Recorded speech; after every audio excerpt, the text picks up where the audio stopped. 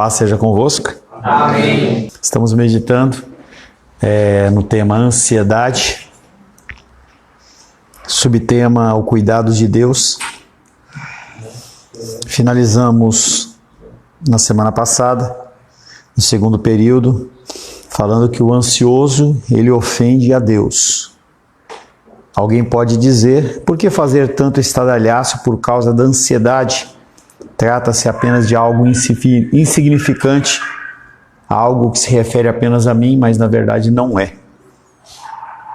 A maioria das doenças mentais e algumas físicas, elas têm se relacionado diretamente com a ansiedade, especialmente nos dias de hoje. A ansiedade, ou a declaração da ansiedade, ela é um mal que tem sido devastador, tem levado muitas pessoas aos consultórios, às camas, à busca de medicamentos. Porém, mais importante do que aquilo que a ansiedade faz a você, é o que ela faz a Deus. Como assim a minha ansiedade, ela afeta o meu Criador? Quando eu fico ansioso, na verdade, eu estou dizendo que eu não posso confiar no Senhor. A ansiedade é um roubo da glória de Deus. Em especial dentro do nosso meio cristão, quando você fica ansioso, e a sequência, se você acompanhou os devocionais do Glorify que eu mando, diariamente, você percebeu que ele usou muitas vezes a expressão que eu não concordo, a menos que você tenha um entendimento correto, de que Deus se preocupa com. Se preocupar é você ocupar previamente, e nesse aspecto eu entendo, porque ele determina todos os caminhos e todas as coisas antes da fundação do mundo. Mas dentro do conceito secular, se preocupar é você ficar preocupado com uma coisa que você não tem controle e você fica ansioso por causa daquilo. Dentro dessa segundo entendimento, o que o Glorify falou a semana inteira está errado. Deus, ele não se preocupa com o seu futuro, não, ele determina o seu futuro. Ele é aquele que guarda e comanda todos os nossos caminhos. Você dizer que você está ansioso é uma falta de confiança em Deus. Não quer dizer que nós não podemos ficar ansiosos, e sim que nós não podemos viver em ansiedade. Há momentos na nossa vida em que nós ficamos realmente preocupados e ansiosos com a situação. Hoje pela manhã, por exemplo, Então a gente acompanhou, a Vânia, ela teve hospitalizada esses 3 dias, e hoje pela manhã me veio à memória o fato do Rafael, e eu fiquei meio temeroso de olhar o celular e ver alguma notícia ali, entendeu? Que a noite podia ter sido mal, que voltou para o hospital, alguma coisa desse tipo. Então, a gente tem que entender que as situações, elas geram em nosso coração algum tipo de sentimento dessa forma, mas nós temos que facilmente ou rapidamente fazer com que isso desapareça. Dentro desse entendimento, o ansioso, ele não crê nas Escrituras. Eu fico triste quando ouço alguns cristãos dizerem, creio na infalibilidade das Escrituras, ou seja, que a Bíblia ela é infalível. E apesar disso, vivem como perpétuos ansiosos. Não tem como você viver no melhor dos dois mundos, ou o pior dos dois mundos, digamos assim. Ou você acredita, ou você não acredita. E essa dinâmica de você acreditar, mas demonstrar através de atos, através de palavras, coisas diferentes, tem um reflexo muito ruim dentro das pessoas que convivem conosco. É uma incoerência afirmar que acreditamos na Bíblia e vivemos preocupados se Deus irá cumprir o que diz nela. Se você realmente acredita que Deus vai cumprir o que está escrito nas Escrituras Sagradas, por que se preocupar? Sempre eu uso o exemplo com vocês. Então, em especial as pessoas que fizeram ou estão fazendo algum tipo de aconselhamento ou discipulado comigo, eu falo assim, qual que é a sua preocupação em relação ao dia e a hora de fazer a leitura, ou fazer o estudo, ou fazer o aconselhamento? Eu falo, nenhum, pastor, eu tenho certeza que você vai estar lá, entendeu? Eu ligo para você, às vezes eu durmo, entendeu? Eu ligo para você, eu vou à tua casa, me desloco aí 10, 20 quilômetros, 30 quilômetros, mas eu sei que você vai estar lá porque nós marcamos o horário. Não, você não vai mais. Eu não coloco 40 porque você não vai mais, entendeu? E como é que você confia e acredita realmente que eu, como um ser humano, não vou cometer nenhuma falha nesse aspecto, e o próprio Deus que promete as coisas para você, você não crê ou não desconfia. O problema de você ficar ansioso, o problema de você ficar preocupado com coisas que você não tem gerência, é que você toma decisões erradas. Você é levado pelas circunstâncias. Na semana passada,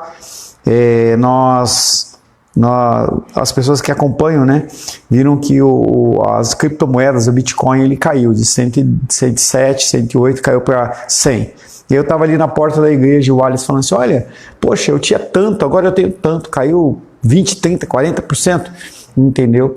E aí a pessoa que está com essa condição de ansiedade, ela se desfaz, sendo que 2 dias depois, ele já estava novamente nos 105, 106, ele está ali oscilando naquela faixa. Esse mercado, que é um mercado como qualquer outro, se você ficar ansioso, você toma decisões erradas.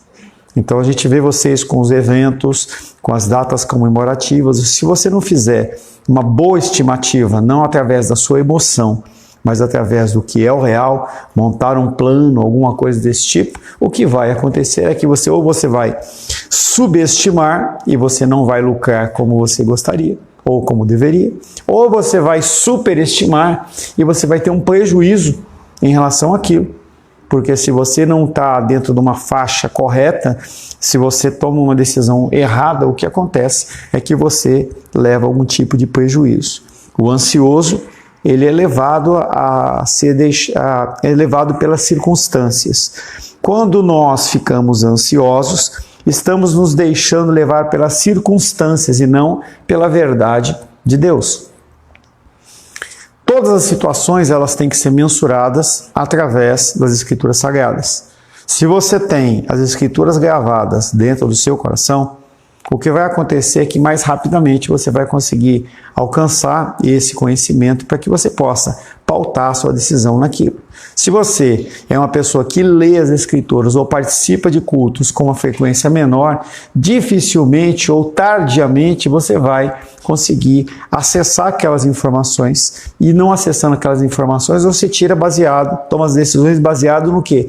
No seu conhecimento, na sua experiência, e isso não vale absolutamente de nada, porque a gente vê que a vida, ela muda e muda rapidamente. Tinha um programa lá em São Paulo, de rádio, que quando a gente acordava lá, estava lá assim, e a vida em 30 segundos, tudo pode mudar. A vida pode mudar. Tem um programa lá nos Estados Unidos que fala 60 Minutes, 60 minutos. Então é um programa de 1 hora em que mostra como mudou. Tudo que mudou no dia anterior, como mudou tudo. Entendeu? Toda a compreensão, as expectativas. Hoje pela manhã eu mandei o Glorify, e aí a Vânia falou a paz do Senhor, perguntei como é que ela tinha passado a noite, ela falou assim, tudo bem e tal, mas minha vida mudou de 360 graus. Na verdade não mudou 360, né? Se mudou 360 você vai e volta para o mesmo lugar, né? Na verdade mudou 180, talvez tenha mudado qualquer outra porcentagem, né? E ela falou, mudou a minha vida, e hoje eu não sei como vai ser o meu amanhã. Essas situações, apesar de gerarem muitos dissabores, mas é nesse momento em que mais você é guiado pelo Senhor, porque você fica sem poder agir, você fica sem poder fazer nada. Toda e qualquer experiência que você tem, toda e qualquer decisão que você queira tomar, você percebe que não resolve nada. E aí você simplesmente solta o cabo da nau e deixa o Senhor tomar conta. As aflições da vida não têm importância comparadas à grandiosidade da nossa salvação, que tem que ser realmente o nosso foco principal. Você olhar, sim, para uma dificuldade, uma coisa que está acontecendo, que não é agradável, e você sempre ter na sua mente, crer que o mais importante você já tem, que é a salvação. Se você tiver, claro. Entendeu? Então você está com a condição da salvação de um lado, e esse prato da balança, ele tem que estar sempre totalmente tombado para o lado aqui, você olhar realmente que aquilo é o mais importante. Eu estou passando por essa luta, eu estou passando por essa dificuldade, mas eu tenho a salvação. Os meus olhos, eles estão na cruz, que é o que nós falamos desde o começo. As pessoas que não têm o Senhor, elas têm que se apoiar em alguma outra coisa.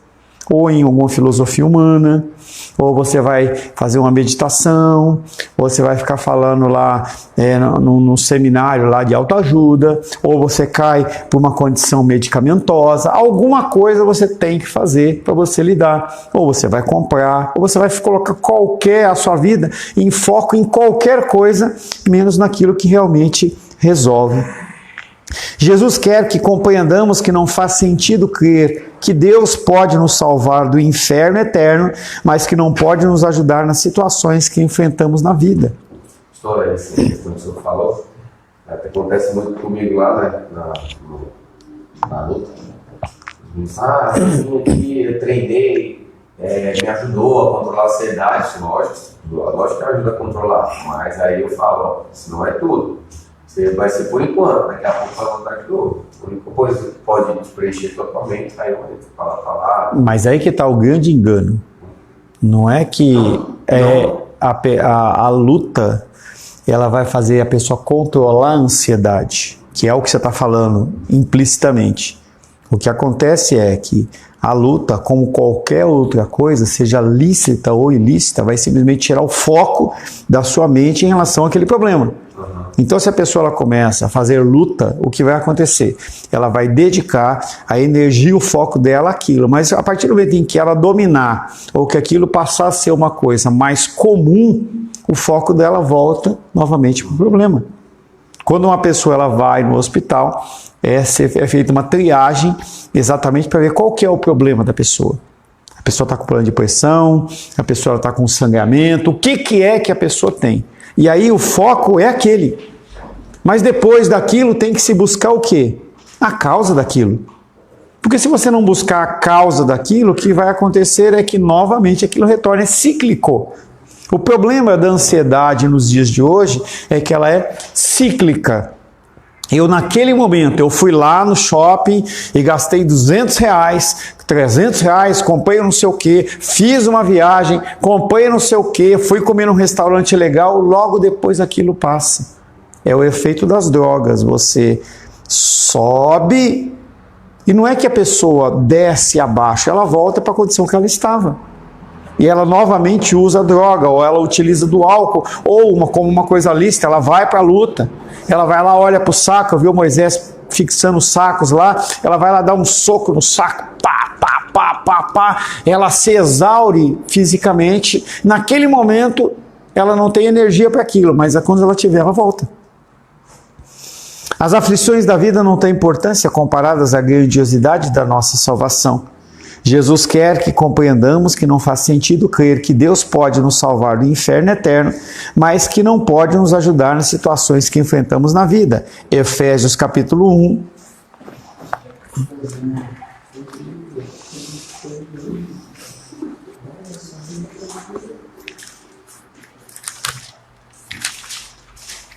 Versos 18 e 19. Iluminados os olhos do vosso coração, para saberdes qual é a esperança do seu chamamento, qual a riqueza da glória da sua herança dos santos e qual a suprema grandeza do seu poder para com os que cremos, segundo a eficácia da força do seu poder. E aí o apóstolo Paulo, nesse trecho, ele veio trazendo 3 questões que nós temos que utilizar. Essa iluminação dos olhos, ela parte através da palavra, que é lâmpada para os nossos olhos. E aí você vai perceber qual é a esperança do seu chamamento, ou seja, o que você tem no futuro. A segunda, qual é a riqueza da glória? O que é que você vai receber na glória? E aí, por final, qual a suprema grandeza do seu poder? Será que Deus ele realmente não tem a capacitação para fazer aquilo que é realmente necessário? Me dar o que é a necessidade, a provisão, o que é que realmente eu necessito? Quando você sucumbir diante da ansiedade, ou seja, quando a ansiedade ela for mais forte que você, retorne às Escrituras e abra novamente seus olhos e você vai conseguir ver o quê?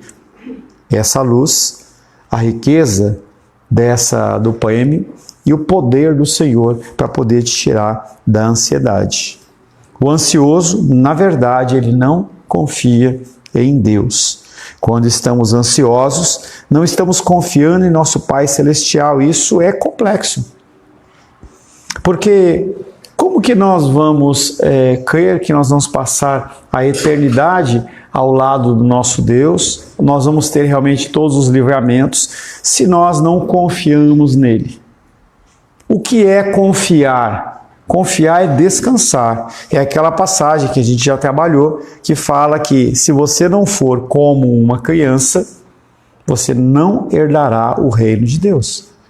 O ser como uma criança é você se entregar, é você confiar. E nós já trouxemos algumas vezes o exemplo de que, com certeza, nenhum dos pequenos em especial, nenhum dos pequenos está preocupado se vai ter almoço, se vai ter alguma coisa. Será que o Pedro está ali pegando a mochila da Júlia e ele está preocupado? Será que hoje vai ter alguma coisa para eu comer? Será que a papai ou a mamãe vão providenciar algum tipo de alimento? A gente tem que crer no nosso coração realmente dentro desse mover de Deus, em que nós fazemos a nossa parte e a parte de Deus Ele faz. Isso de estar ansioso significa que não o conhecemos suficientemente bem, ou seja, falta dedicação na leitura da palavra do Senhor. Quando você tem ânimo, quando você busca o remédio eficaz, que é estudar a palavra de Deus, você descobre quem realmente Ele é e como supriu as necessidades do seu povo no passado, e não só do povo que está nas Escrituras, mas também você trazer à memória aquilo que Ele tem libertado, aquilo que Ele tem livrado você das dificuldades. Isso, você trazer à memória aquilo que Ele fez na sua vida. Isso, de você trazer à memória o que Ele fez em relação ao povo dele no passado, vai te dar confiança para as decisões do futuro. Alimente-se com a palavra de Deus dia após dia, de modo que Deus esteja em sua mente. Há uns 13 anos atrás, 14 anos atrás, o nosso pastor de São Paulo ele deu um livro para a Rosângela que alguém pegou emprestado e sumiu, que era mais ou menos assim: vivendo na presença de Deus 24 horas por dia. E contava a história de duas pessoas, uma pessoa que primeiramente ele era um frei dentro de um monastério. Você fala, isso é fácil, né, entendeu? Mas depois ele saiu do monastério e foi trabalhar numa cozinha industrial, daquelas de chefe, aquele negócio, e o outro não lembro qual que era a função dele. E aí eu lembro que eles, tanto um como o outro, eles praticavam estar diante de Deus o tempo inteiro, todo o tempo, ouvindo Deus. Dá uma encostada na porta aí, o negócio parece que estão matando esse cachorro. Toda semana essa gemessão aí. Então, aqueles dois homens, eles conseguiam praticar de tal maneira a mente deles ficarem fixas. Não se preocupa não, Daniel, tá tudo certo, tá? Obrigado. Eles praticavam de tal maneira em que toda e qualquer decisão deles era pautada na palavra de Deus, e eles tinham um conforto disso. Se você não fizer isso, você tem uma outra opção. Uma é você realmente inundar sua mente com as coisas do Senhor. A outra opção é você permitir que Satanás entre dentro da tua mente e fazendo com que você se torne ansioso sobre alguma coisa. É aquele velho ditado, cabeça vazia, oficina de Satanás. Isso não é bíblico, mas é uma realidade. Quando você não pensa nas coisas que procedem do alto, você pensa em qualquer outra coisa. Permita que a orientação de Deus contida nas Escrituras em sua própria vida lhe assegure que a ansiedade é desnecessária por causa da generosidade de Deus. Nós temos um texto que eu não lembro de cabeça o texto certinho, mas ele fala que com benignidade ele nos atraiu, ou seja, Deus não nos atrai apenas com palavras, mas ele nos atrai com fatos. As coisas que Ele tem permitido sobre as nossas vidas. A gente sempre pensa que não poderia ficar pior, mas sim, as coisas elas podem ficar piores. Deus não permite que nós sejamos tentados acima daquilo que nós podemos suportar. Então nós temos que olhar para a ansiedade e declará-la como desnecessária por causa da generosidade de Deus. Inútil devido sua impotência para fazer algo produtivo. E incrédula, porque essa é a característica dos descrentes. Então, quando você olha para a ansiedade, ela, diante da palavra de Deus, ela fica totalmente impotente. Mas se você permite que ela entre dentro do seu coração, você vai estar demonstrando às pessoas que te cercam, e a ansiedade, a preocupação é como se fosse uma doença, que isso aí alastra por onde você estiver. A gente vê, por exemplo, o contexto daquele povo na beira do Mar Vermelho, o povo egípcio, né, os soldados egípcios chegando, entendeu? E aí eu vejo a condição clara de alguma pessoa falando assim: eles vão nos matar. E aí, a partir daquele momento, as pessoas elas começam todas a se preocupar. Quer falar alguma coisa? Pastor, podemos dizer que a ansiedade é pecado? Podemos? Devemos, né? E aí, a ansiedade é pecado? Então, Levítico 26:36 fala bem assim: quanto ao que de divórcio, ele fala sobre, no contexto está falando sobre a desobediência, né? Quanto aos que de vós ficaram, eu os meterei no coração tal ansiedade nas terras dos seus inimigos, que os ruídos de uma folha movida os perseguirá. Fugirão como os que fogem da espada e cairão sem ninguém os perseguir. Isso acontece também no livro de Josué. Quando as pessoas perguntam como que estava o povo, quando aqueles soldados, né, vão até Raabe, se não me engano, esse é o contexto, e ela fala assim: eles estão que nem pomba, pessoas assustadas, medrosas. Por quê? Porque não sabem o que vai acontecer. Eles viam os sinais. E é Deus falando, né? Entendeu? É os sinais. Os sinais, eles mostram essa autoridade e o poder de Deus, que é a condição da saída do povo do Egito. Então, quando as pessoas trazem à memória o que Deus fez e aquele Deus estava acompanhando, eles ficam apavorados. A figura dos filisteus, quando havia a condição do povo estar com a Arca da Aliança, eles morriam de medo. Mas houve um tempo em que a Arca da Aliança estava lá, mas Deus não estava lá. A condição de que as pessoas, quando Deus ele sai do templo, começa a se afastar dentro do livro de Ezequiel.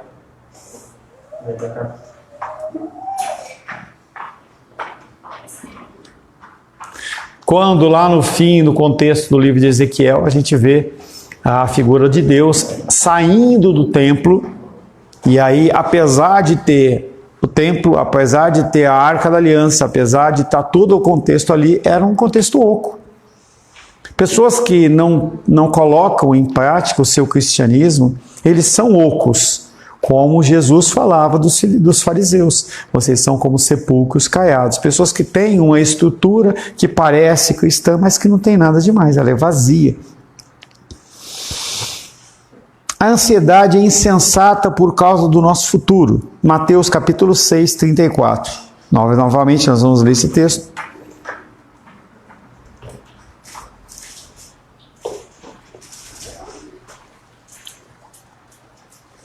Portanto, não vos inquieteis com o dia de amanhã, pois o amanhã trará os seus cuidados, basta ao dia o seu próprio mal. Vai acontecer coisas desagradáveis dentro do nosso dia a dia. Então o Alice estava falando que ele vinha vindo ali, engraçado que quando nós passamos que a gente faz aquela voltinha lá assim, eu imaginei, poxa, qualquer hora dessa um cara, que deve acontecer de acidente aqui, né? Que o cara passa direto e não quer respeitar a preferencial do outro. Aí o Alice chegou aí e falou assim: a mulher avançou lá e me acertou no meu retrovisor, graças a Deus não teve nenhum dano maior. Mas a mulher, ela atravessou, tomou uma decisão ali e fez aquilo. A gente não tem como saber. Eu tinha acabado de passar ali, entende? O Alice passa e acontece. A gente não tem como prever essas coisas, mas a gente pode confiar no Senhor. Apesar de ter trazido algum tipo de dissabor ali numa discussão, não teve dano. Então não tem como você prever o que vai acontecer no futuro. Então não adianta você ficar ansioso e preocupado.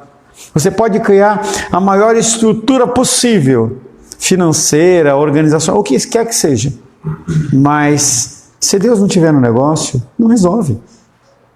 Eu já falei para vocês, se tiver recursos, tem um plano de saúde. Se tiver recursos, tem um seguro.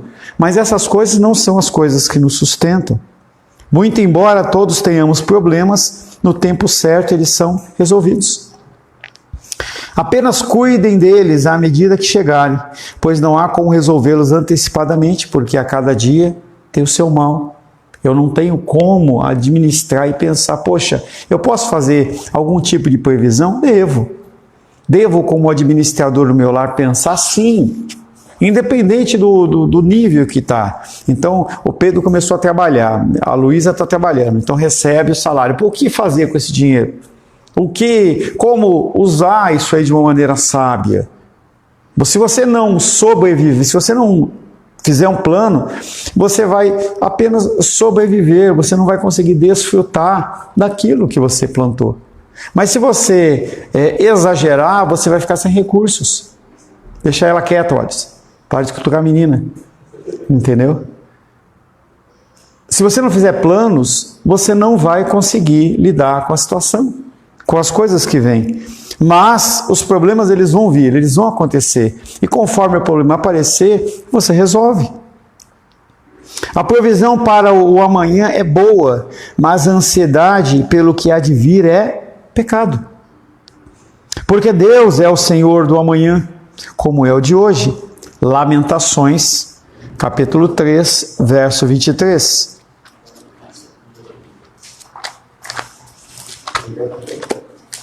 Lamentações,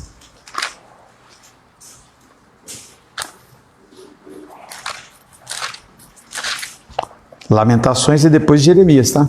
Só para você que está perdido aí. 3, 23. Renovam-se cada manhã, grande é a tua fidelidade. 22 também. As misericórdias do Senhor são a causa de não sermos consumidos, porque as suas misericórdias não têm fim. Renovam-se cada manhã, grande é a tua fidelidade. Ou seja, cada dia a misericórdia do Senhor ela se renova. Ou seja, a porção que você precisa, ela se renova. E aí aquela visão do povo de Israel no deserto, indo lá ou querendo ir buscar no dia que não era para buscar, ou tentando acumular algo que não era para acumular. Se você acumulava, tomava bicho. Se você ia procurar fora do dia, você não ia encontrar, porque a provisão do Senhor, a misericórdia se renova a cada manhã. Ele procurará fazer isso. A ansiedade, Ele nos alimenta como alimentou os filhos de Israel com maná suficiente para cada dia. A ansiedade paralisa sua vítima, tornando-a desestimulada para realizar algo produtivo. Ela, a ansiedade, procurará fazer isso com você, te levando mentalmente ao dia de amanhã, algo que você só pode se preocupar, mas que você não pode resolver. Então, na criação de filhos isso funciona. Então, eu não sei o que vai ser da minha filha daqui a 1 ano, daqui a 2 anos, o que vai acontecer, mas o que nós podemos fazer é o quê? Plantar na vida dela uma semente bendita, para que ela, no dia em que ela se deparar com as situações e com os problemas, ela possa fazer o quê? Ela possa tomar as decisões segundo a vontade do Senhor.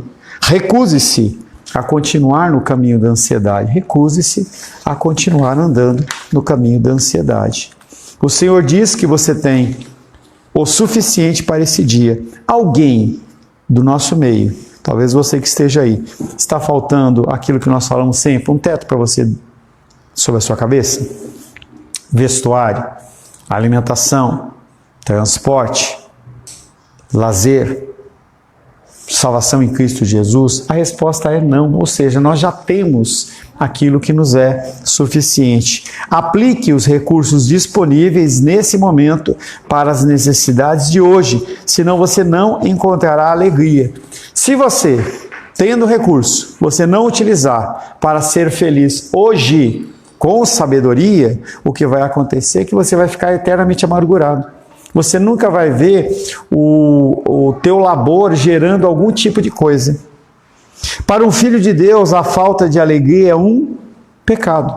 Você não ser feliz, você ser uma pessoa fechada, com a cara séria, entendeu? Não sorrindo para as coisas da vida, isso é pecado. Porque muitos crentes ficam ansiosos pelo dia seguinte, deixam escapar a vitória que Deus lhe daria nos dias de hoje. Salmos 118. Salmos 118, verso 24.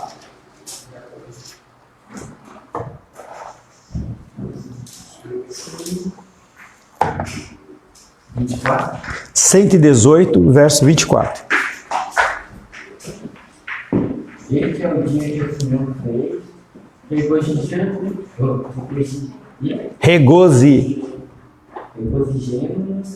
e alegremos nele. Tá? Então, olhe para o dia de hoje, aquela condição dos detalhes que eu já falei para vocês. Olhe para o dia de hoje e veja tudo o que o Senhor fez. Não o que Ele vai fazer. O que vai fazer está nas mãos dEle. Deus nos concede a dádiva gloriosa do hoje.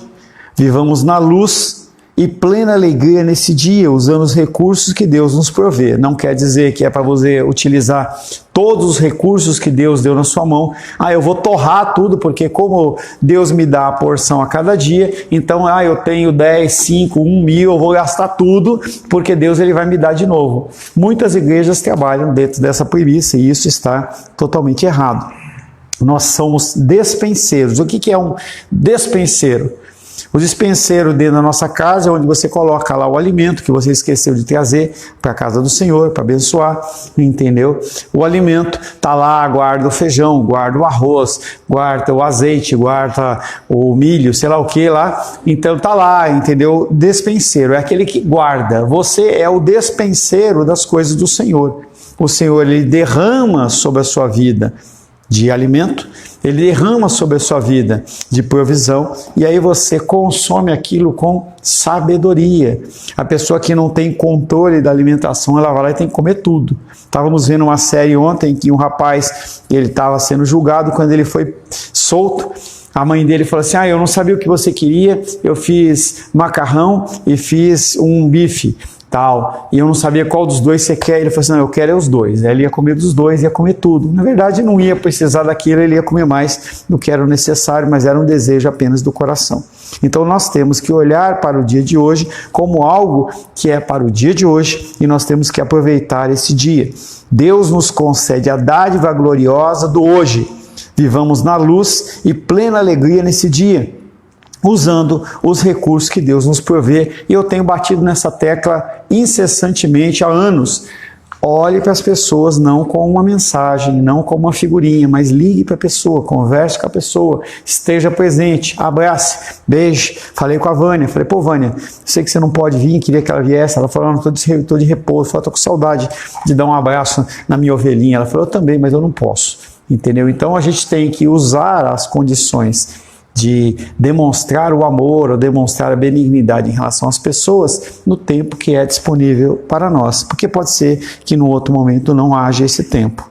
O hoje é tudo o que realmente nós possuímos, pois Deus não permite que nenhum de nós viva no amanhã até que ele aconteça. As pessoas elas têm essa dinâmica de querer pensar no futuro. Eu vou viajar no futuro. E aí eu estava vendo um cientista sendo questionado, você acredita na viagem para o futuro? Ele falou assim, não pode ter a viagem do futuro. Ele começa a explicar as dinâmicas lá, mas Deus não permite que isso aconteça, que as pessoas elas vão para o futuro, entendeu? Nem que elas vão para o passado. No máximo que nós temos do passado são os livros de história, os sítios arqueológicos, mas a gente tem apenas um vislumbre. Mas até hoje as pessoas olham, por exemplo, para as pirâmides do Egito e não conseguem entender como é que dentro daquela cultura as pessoas conseguiam levantar pedras de milhares de toneladas, simplesmente para movimentar. Eu estava vendo outro dia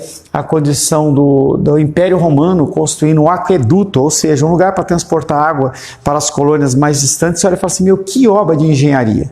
Você olha a condição das estradas romanas, elas continuam até os dias de hoje, e a gente vê o nosso asfalto aí todo arrebentado. Ou seja, a gente está ficando cada vez mais fraco, cada vez mais burro, cada vez mais sem condição.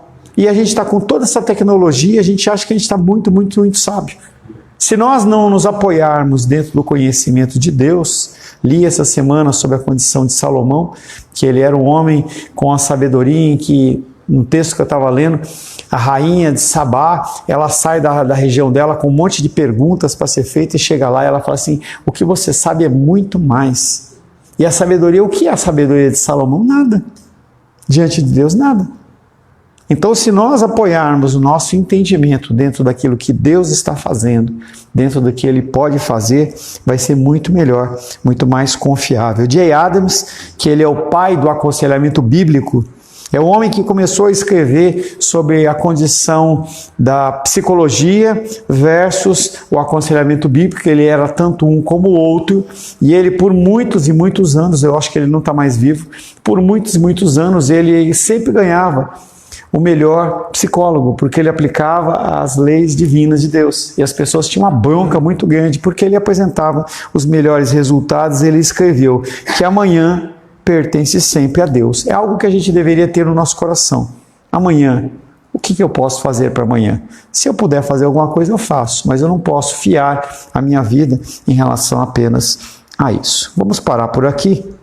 Eu não vou querer entrar no próximo tópico.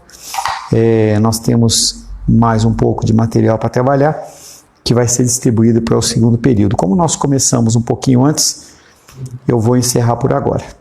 Então, agradeço a Deus por esse primeiro período, que Deus nos abençoe e nos conceda a graça. Amém.